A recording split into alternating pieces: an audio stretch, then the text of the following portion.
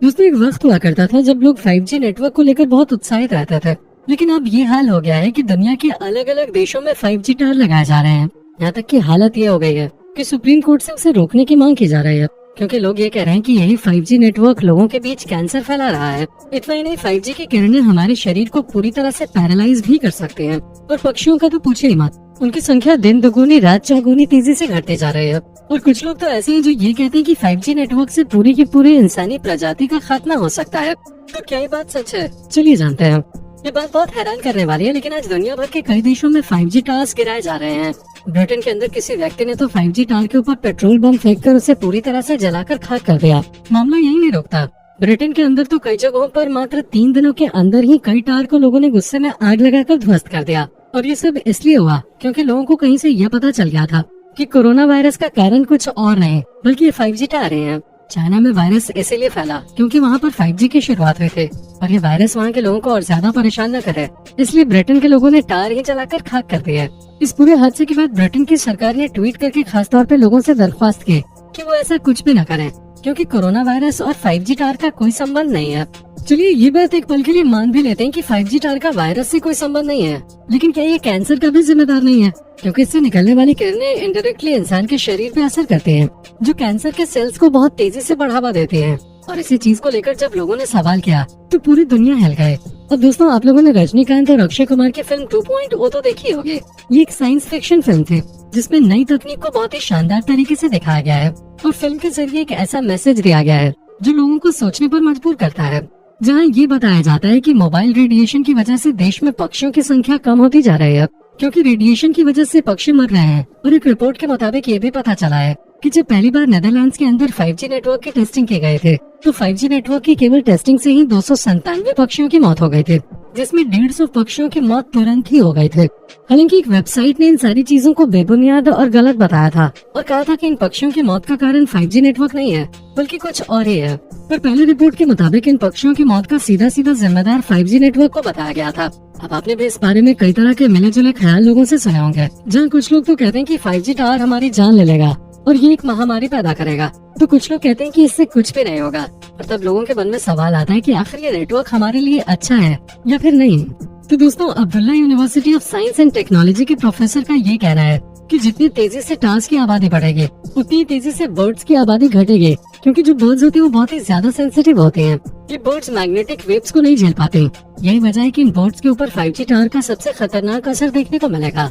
दोस्तों, जब 4G network आया था तब भी हमें इस तरह की चीजें देखने को मिले थे। ये जो टावर होते हैं इनके अंदर से काफी खतरनाक वेव्स या फिर कह लीजिए कि किरणें निकलते हैं। अब बर्ड्स के लिए टावर खतरनाक होते हैं, ये तो हम समझ गए, लेकिन क्या ये हम इंसानों को भी उतना ही खतरा पहुंचाते हैं जितना ये बर्ड्स को पहुंचाते हैं? तो दोस्तों, इसका सीधा जवाब हाँ या फिर ना में नहीं है। फिर भी कई सारे वैज्ञानिकों के मुताबिक 5G नेटवर्क से हमारे शरीर पे कई अलग अलग तरह के प्रभाव देखने को मिल सकते हैं। स्विट्जरलैंड के चिकित्सकों का कहना है कि ये 5G नेटवर्क हमारे लिए बिल्कुल भी सही नहीं है और वो पूरी तरह से इस नेटवर्क के विरोध में है। कुछ डॉक्टर कहते हैं कि 5G नेटवर्क को लाने का कदम बहुत ही जल्दबाजी में उठाया जा रहा है। इसके पीछे न कोई रिसर्च की गई है, नहीं अच्छी तरह से ये डिसीजन लिया गया है। स्विट्जरलैंड के डॉक्टरों का कहना है कि 5G टावर का बहुत ही बुरा असर होगा, क्योंकि इससे निकलने वाली रेडिएशन डायरेक्ट इंसान को हानि पहुंचाएगी। और ये सब कैसे होगा, चलिए इस बारे में भी बात कर लेते हैं। क्योंकि फिलहाल 2G, 3G और 4G के नेटवर्क 790 मेगाहर्ट्ज से 2.6 गीगाहर्ट्ज के लिमिट में ट्रांसमिशन करते हैं और 5G भविष्य में कम समय में ज्यादा डेटा ट्रांसमिट कर सके, इसलिए जल्द ही बड़ी फ्रीक्वेंसी पे ट्रांसमिशन का इरादा बनाया जा रहा है। और ये वजह है कि 6 गीगाहर्ट्ज से लेकर 100 गीगाहर्ट्ज तक 5G नेटवर्क ट्रांसमिशन की जाएगी।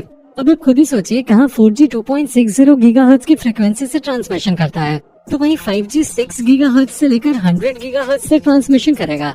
यानी कि सीधे तौर पर फ्रीक्वेंसी डबल हो जाएगी, जो कि हमारे लिए कितना खतरनाक हो सकता है ये आप सोच भी नहीं सकते।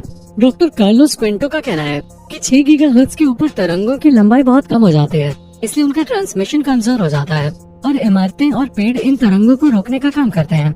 इसीलिए एंटीना का रेडिएशन बढ़ाना पड़ता है और ऊंची सी जगहों पर तरंगे छोटी हो जाते हैं और त्वचा द्वारा ये तरंगे सोख ले जाते हैं, जबकि लंबी तरंगों को शरीर के अंदर सोखा जाता है। डॉक्टर कार्लोस कहते हैं कि हमारी त्वचा इन रेडिएशंस को अलग ढंग से लेती है, जिसकी वजह से स्किन कैंसर तक हो सकता है। हालांकि वो ये भी कहते हैं कि इस बात को पुख्ता तौर पे कहना अभी मुश्किल है, क्योंकि उनके पास इन सारी चीजों को लेकर अभी कोई सबूत नहीं है। हालांकि कुछ ऐसे लोग हैं जो 5G टावर के फेवर में बोलते हैं और उन्हीं में से मोबाइल फोन एक्सपर्ट मार्टिन का कहना है कि ये जो 5G रेडिएशन है ये हमारे लिए कहीं से भी खतरनाक नहीं होगी, और जितनी भी बातें चल रही हैं वो सब कुछ अफवाह हैं। लोगों को इन पर ध्यान नहीं देना चाहिए और 5G नेटवर्क का आनंद उठाना चाहिए। अब इन सारी चीजों को देखने से तो यही लगता है कि जितने लोग उतने तरह की बातें, हर कोई अपने अपने फायदे की बातें बता रहा है। कई एक्सपर्ट्स तो ये भी कहते हैं कि 5G नेटवर्क की रेडिएशन इतनी ज्यादा घातक है कि वो लोगों के दिमाग में ट्यूमर तक पैदा कर सकते हैं। लेकिन जब इस तरह के दावे करने वाले एक्सपर्ट से सबूत मांगे जाते हैं तो उनके पास कुछ नहीं होता। हालांकि उनके पास इन सारी चीजों के संकेत जरूर होते हैं जिसके जरिए वो अपने रिसर्च को काफी हद तक समझाने में सफल भी हो जाते हैं, लेकिन कहीं न कहीं बात अटक जाते हैं और इसी वजह से 5G नेटवर्क की कहानी अभी भी लटकी हुई है, या फिर कह लीजिए कि बीच समुद्र में खड़े हैं जिसे किनारा नहीं मिल पा रहा। असल में मोबाइल फोन एक्सपर्ट मार्टिन का कहना है कि 90 से 95% हमारे शरीर पर रेडिएशन का दबाव स्मार्टफोन से आता है। जो मोबाइल फोन हमारे आसपास इस्तेमाल हो रहा है उससे, यानी कि जो चीज खतरनाक है वो 5G टावर नहीं है, बल्कि हमारे हाथों द्वारा इस्तेमाल किया जाने वाला मोबाइल फोन है जिसे दिन भर हम अपने सीने से लगा कर रखते हैं और कभी भी अपनी आंखों से ओझल नहीं होने देते। यही मोबाइल फोन हमारे लिए घातक बन सकता है। दोस्तों, एक बात ये भी समझने वाली है कि जो पहले 3G 4G टावर होते थे वो शहर से काफी दूर होते थे, लेकिन अब जो 5G नेटवर्क है इसका एंटीना काफी छोटा होता है, इसलिए 5G का एंटीना छतों के ऊपर लग सकता है या फिर स्ट्रीट लाइट पे भी लग सकता है। इसलिए इस 5G नेटवर्क का रेडिएशन शहर के बीचों बीच ही होगा, इसलिए इस रेडिएशन का असर भले ही छोटा मोटा ही सही, लेकिन देखने को तो जरूर मिलेगा। दोस्तों, WHO यानी कि वर्ल्ड हेल्थ ऑर्गेनाइजेशन की एक रिपोर्ट के मुताबिक 5G नेटवर्क से हमारे शरीर को किसी भी बड़ी समस्या का खतरा नहीं है, जैसे कि कैंसर या फिर ट्यूमर का, क्योंकि ये सारी बीमारियां बहुत ही गंभीर होती हैं जो बड़े कारणों से ही होते हैं। हालांकि कुछ ऐसे डॉक्टर्स हैं जो WHO की बात को पूरी तरह से खारिज करते हैं और इस बात को गलत मानते हैं, लेकिन ऐसे लोगों की संख्या बहुत कम है और अधिकतर डॉक्टर और एक्सपर्ट्स यही कहते हैं कि 5G नेटवर्क को इसी तरह से डिजाइन किया गया है कि उसकी रेडिएशन से किसी को अधिक तकलीफ ना हो।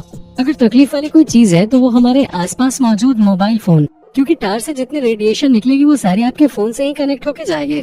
ऐसे में अगर आप अपने मोबाइल फोन को हर वक्त अपने पास रखेंगे और अपने शरीर से चिपका कर रखेंगे तो ये आपको पक्का आगे चलकर परेशानी में डाल सकता है, और वो परेशानी स्किन कैंसर के रूप में भी आपको झेलनी पड़ सकती है।